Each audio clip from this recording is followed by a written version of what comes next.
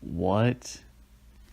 Picking up after the events of the first Deadpool, Wade Wilson is now back to work as a paid mercenary, taking out international crime bosses left and right when he's not home in New York with his lovely wife Vanessa. Unfortunately, Wade's work follows him home when a gang of armed men break into his apartment and attempt to kill him, but instead take Vanessa by mistake. Insert infamous commentary by Gail Simone. Depressed and lacking any will to live, Wade tries and fails to kill himself multiple times, and is then taken in by Colossus, who tries to give him a new purpose in life by becoming an X-Man. Wade reluctantly agrees and begins his first mission, stopping a Kiwi 16-year-old boy named Russell with pyrokinetic abilities. Wade ultimately subdues the boy, but realizes that he's been abused by the staff at his foster home, the Essex Home for Troubled Youths. Seeing Russell as not being truly at fault for his actions, Wade murders one of the orderlies and attempts to do the same to the headmaster himself, but is stopped by Colossus. Wade and Russell are then taken to a special mutant prison called the Icebox, where both their powers are nullified by special collars. Seeing as how he still has cancer without the healing factor, Wade discourages Russell from attempting to befriend him since he's going to die,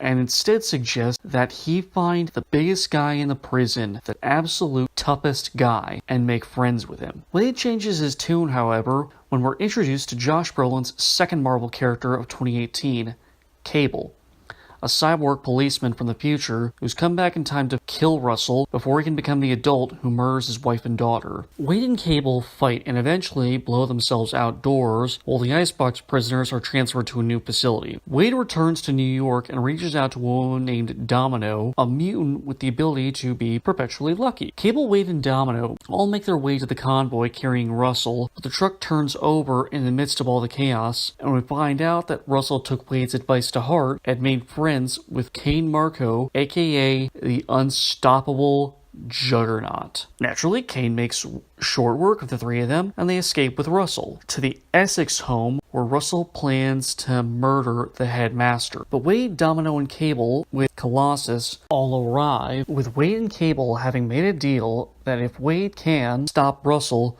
from doing something that he might regret, Cable won't hurt the kid. Wade tries to talk to Russell, but Russell doesn't trust him anymore, so Wade takes a drastic measure to talk sense to him by slapping on a power-dampening collar from the Icebox, standing between Essex and Russell, and telling Russell that if he really wants to kill someone tonight, he'll have to kill him. Russell doesn't relent, however, and tries to kill Essex anyway, so Cable opens fire on the boy, but Wade takes the shot for him, which finally breaks through to Russell, who gives up on killing the headmaster. Russell tries to remove the collar, but Wade insists that he wants to die so that he can be with Vanessa again. Everyone accepts his request, save for Cable, who goes back in time 15 minutes to when he, Wade, and Domino first arrived at the Essex home, and slips the arcade token he'd stolen from Wade into his costume, causing him to stop the bullet when Cable tries to shoot at Russell this time. With Wade now surviving the gunshot, Russell and Domino unlock Wade's collar, and everyone heads home to their happy ending.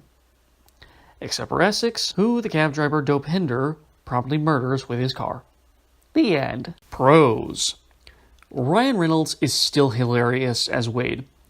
His comedic timing is still on point, and he's surprisingly good in the occasional moments of drama, like when he's mourning Vanessa, or when he's basically in purgatory trying to get to Vanessa in heaven. Josh Brolin does not disappoint as Cable. What I like about him is that he's clearly the straight man to Wade, but he's not completely humorless and stiff. He has an actual personality. He's not a machine, he's an actual person. And he comes at Wade with the occasional deadpan, dry remark, little bits of sarcasm. And he hates dubstep, so he's automatically the best character in any Marvel movie ever. Dubstep's my pussy. Ever. Julian Dennison plays Russell, and this kid is fantastic. Russell is, no two ways about it, a little brat. He's basically the little jerk who calls you homophobic remarks on Xbox Live, but he also brings an honest sensitivity to the role. He's not a bad kid, he's just alone and has been treated badly. If somebody were to actually stand by him and show him a better way to be, he'd probably be on a better path. And I especially love how when he's about to start his killing spree, he's literally quoting what the headmaster always said to him when he tried to torture the mutant out of him. "Blessed are those who are healed by my hand." He's taken the words that were used to torment him and is turning them on his tormentor. And when he keeps quoting that as an adult whenever he kills someone, it's almost like he's taken all the pain that the world gave him and he's throwing it back out at everyone. And plus, the kid just plain has really good comedic timing, really good delivery. Keep an eye on him, he's gonna go far. Zazie Beetz plays Domino, and she's fantastic. While Ryan's Deadpool was more wacky references and meta jokes, and Cable is dry insult humor, Zazie plays Domino as just a sassy bitch. She knows that no one in the world can touch her, so she can say whatever she wants and she can get away with it. But she doesn't use it to be rude though, she just uses it to assert herself. And I really like how we actually see how luck can be a superpower. Someone tries to shoot her, the gun jams. She jumps out of a plane during high winds, who cares? The Juggernaut tosses her out of a truck? No worries, she'll just land on a big inflatable mascot for a car dealership. Disney, if for some reason you're listening, I have 2 requests. 1, don't fucking touch Deadpool. 2, more of this lady, please. More of her. The super duper cut is a big improvement over the theatrical. It takes that little bit of depth implied with Russell and brings it up to the surface. We don't just get flashbacks to the headmaster's torture of Russell, we see it actually happening. And for the first time in a very long time, we actually have a little bit more of the mutants are a metaphor for real life prejudices angle. The way the headmaster talks about mutant abilities, it scarily reminds you of a preacher at one of those awful Pray the Gay Away camps. It's also a little bit funnier too. Certain scenes are extended, certain jokes are redubbed with different lines. Some of them aren't as funny, but some of them are actually funnier than the original lines. And even the action is a little bit better in parts. Kudos to David Lee, each of the people at Fox for this one. Marina Baccarin, while not here for long, does a pretty nice job as Vanessa. She's still just as sweet and lovably crass as she was in the first movie. And the last scene with her and Ryan as Wade in the film proper is just so wonderful and lovely that it just kills me. And that's thanks in no small part to that pretty little acoustic version of Take On Me by a-ha. That is a great song.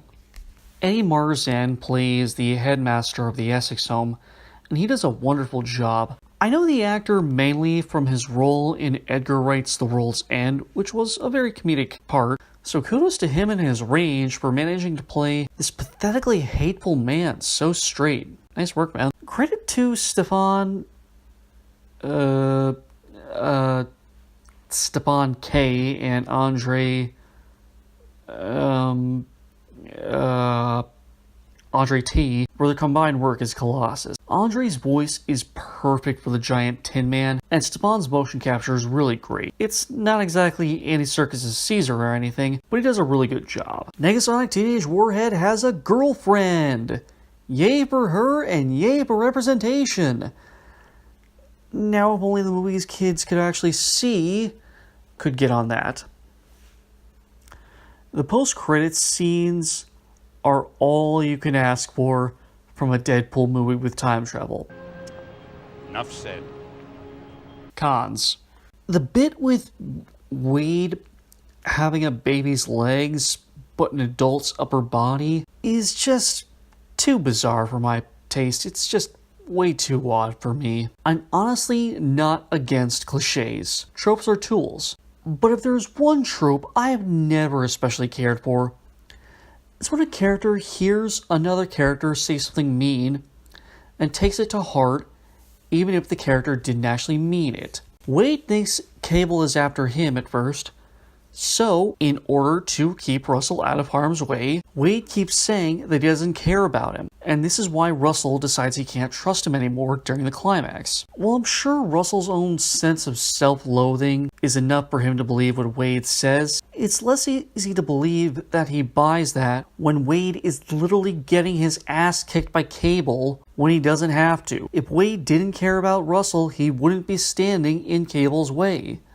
I think that'd be something even a 16-year-old could get. Even a 16-year-old with as many issues as Russell does. Deadpool 2's theatrical cut was a bit of a disappointment compared to how good both the first movie and the previous R-rated effort from Fox's X-Men franchise were. But it was far from a bad movie. It was a pretty good movie, it just wasn't as good. So I'm gonna give Deadpool 2, the theatrical cut, a 3 out of 5. 5 minus Deadpool 2 equals 3.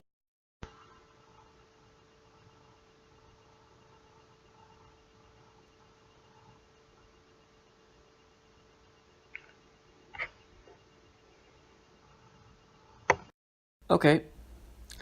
Anywho, as I already said, the Super Duper cut is a major improvement over the theatrical. It's still not a perfect film, and it's still not quite as good as the first Deadpool, but it easily moves the movie from good but not great to just plain great. So that all said, I'm going to give Deadpool 2, the Super Duper censored cut, a 4 out of 5. Thank you for watching, I hope you enjoyed this review, and if you did, like this video, subscribe to my channel, and leave a comment down below. I previously just discussed the original graphic novel Watchmen, link in the description, and I also just talked about the trailers for Shazam, Aquaman, and Star Wars The Clone Wars Season 7. If you want a little more Marvel in your life, I've also previously discussed this year's Black Panther and the 12-year-old video game Marvel Ultimate Alliance. And if you want some more from the DC side, I've also previously discussed Zack Snyder's Superman trilogy with Man of Steel, Batman v Superman, and Justice League, as well as his adaptation of Watchmen. Those are also going to be in the description below. Have a nice day, everyone. Woodstock, out.